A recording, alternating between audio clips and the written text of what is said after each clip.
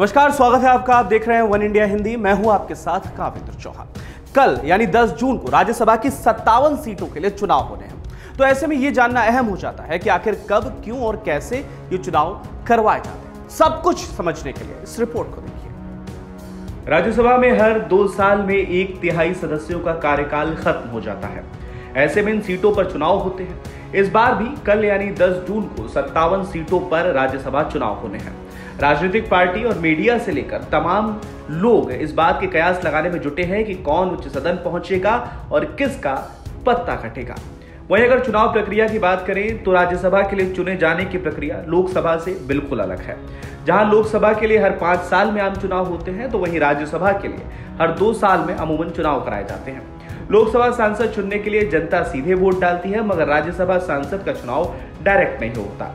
जनता की ओर से चुने गए विधायक और इलेक्टोरल कॉलेज के जरिए राज्यसभा सदस्य चुने जाते हैं। संविधान के अनुसार राज्यसभा में अधिकतम 250 सदस्य हो सकते हैं, जिनमें से 238 का चुनाव होता है और 12 लोगों को राष्ट्रपति की ओर से नामित किया जाता है। वहीं संविधान के अनुच्छेद 102 के अनुसार राज्यसभा का सदस्य बनने के लिए भारत का नागरिक होना जरूरी है। उसकी उम्र 30 साल से ज्यादा होनी चाहिए। भारत का कोई भी आम नागरिक इस चुनाव में खड़ा हो सकता है। इसके अलावा यह भी जरूरी नहीं है कि वो किस राज्य से राज्यसभा का सदस्य निर्वाचित हुआ हो, वहीं का रहने वाला हो। नियमों के अनुसार उम्मीदवारों के नामांकन पत्र में प्रस्तावक के तौर पर कुल संख्या के 10% या सदन के कम से कम 10 सदस्यों द्वारा प्रस्ताव किया जाना चाहिए। बता दें कि ये प्रस्तावक उसी राज्य की विधानसभा के 10 विधायक होते हैं। राज्यसभा चुनाव में विधायक हर सीट के लिए अलग अलग वोट नहीं डाल सकते हैं। वोटिंग के समय हर विधायक को एक सूची दी जाती है, जिसमें उसे राज्यसभा प्रत्याशियों के लिए अपनी पहली पसंद, दूसरी पसंद, तीसरी पसंद आदि लिखनी होती है। इसके बाद एक फॉर्मूले की मदद से तय किया जाता है कि कौन सा प्रत्याशी जीतेगा। इसे समझने के लिए उत्तर प्रदेश का उदाहरण लेते हैं। यहाँ विधायकों की कुल संख्या 403 है।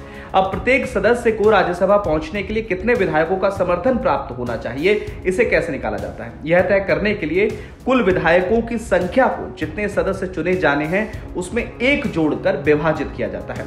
इस बार यहां से 10 राज्यसभा सदस्यों का चयन होना है। इनमें से 1 जोड़ने से वह संख्या 11 हो जाती है।